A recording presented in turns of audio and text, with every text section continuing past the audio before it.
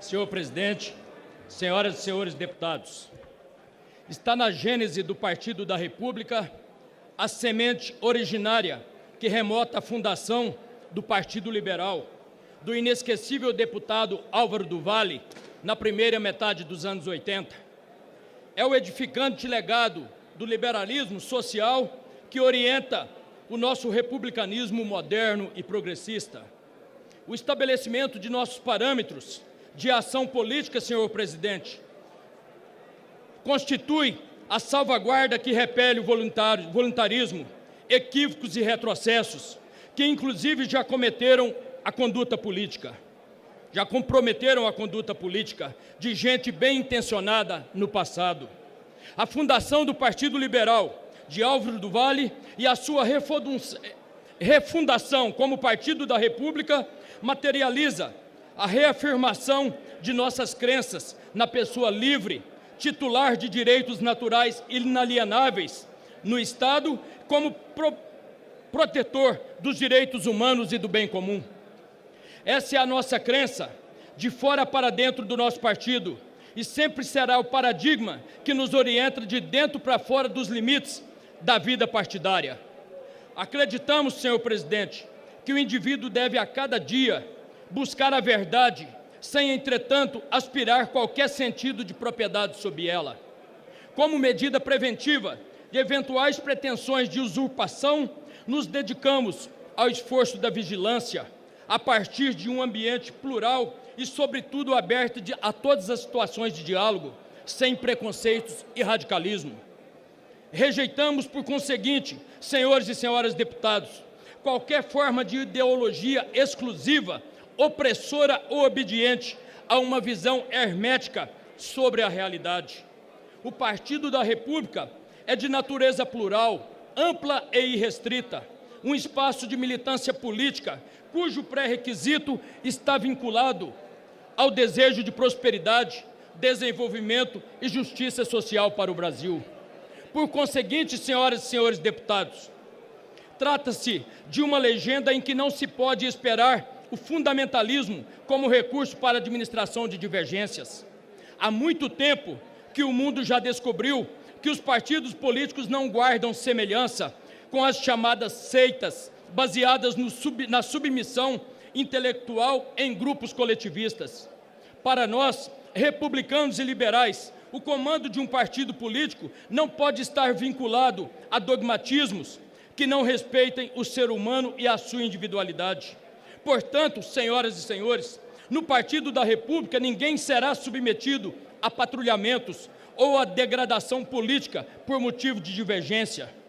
Sim, senhoras e senhores deputados, somos o partido que no processo de impeachment garantiu a divergência em sua bancada, patrocinou o amplo direito à manifestação. Se assim não fosse, senhor presidente, não teríamos dividido entre os divergentes o tempo de tribuna a que essa liderança, o partido, tinha direito para defender o voto não ao impeachment, na abertura dos debates sobre a admissibilidade que consta da pauta. O voto de um deputado, no contexto do processo de impeachment, é momento em que o legislador reafirma o Instituto da Representação Popular, mas na condição de um magistrado e não de um parlamentar. O parlamentar, nesse caso, não vota para decidir a matéria de lei ou opinar sobre propriedades orçamentárias de um governo. A decisão sobre o impeachment e suas implicações estará inexoravelmente vinculada à solidão de cada consciência de cada um de nós. Portanto, senhoras e senhores deputados, uma decisão de fechamento de questão no processo de impeachment seria uma agressão incompatível com a natureza liberal do Partido da República. Entretanto, senhor presidente, isto não quer dizer que a legenda republicana tenha de guardar semelhança com grupamentos desarticulados, inorgânicos e alheio à orientação unitária. O Partido da República é um partido que tem linha, é um partido que tem atitude, um partido que não se esconde da verdade e assume compromisso de papel passado. O direito à divergência está preservado na bancada do PR, mas isso não quer dizer que alguém adotou um critério aleatório, de ocasião, para que o nosso partido decidisse dar o voto contra o impeachment da presidente Dilma Rousseff. Portanto, senhoras e senhores deputados, a decisão que garantiu o apoio institucional à candidatura e ao governo do PT foi devidamente consignada pela maioria do Diretório Nacional do partido. Não foi por acaso, senhor presidente, que o primeiro sinal de fraqueza do absolutismo surgiu com o aparecimento de um princípio legal pleno, prévio, consolidado a partir de uma Carta Constitucional. Na lembrança desse passado distante, que remonta ao tempo da servidão e do despotismo, somos alertados pelo fato de que o ideal da liberdade não caiu do céu.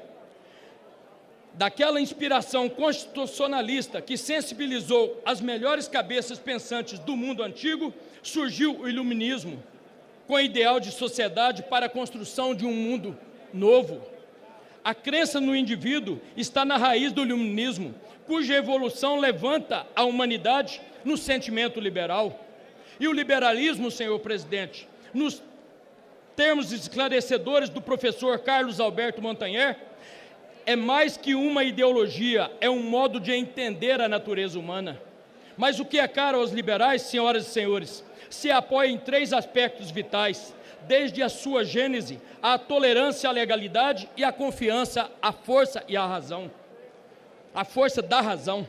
Por este motivo, senhoras e senhores deputados, o Partido da República soube construir a unidade que me levou para o cargo de líder nessa casa, justamente no momento da discórdia, em torno da votação de admissibilidade do impeachment da presidente Dilma.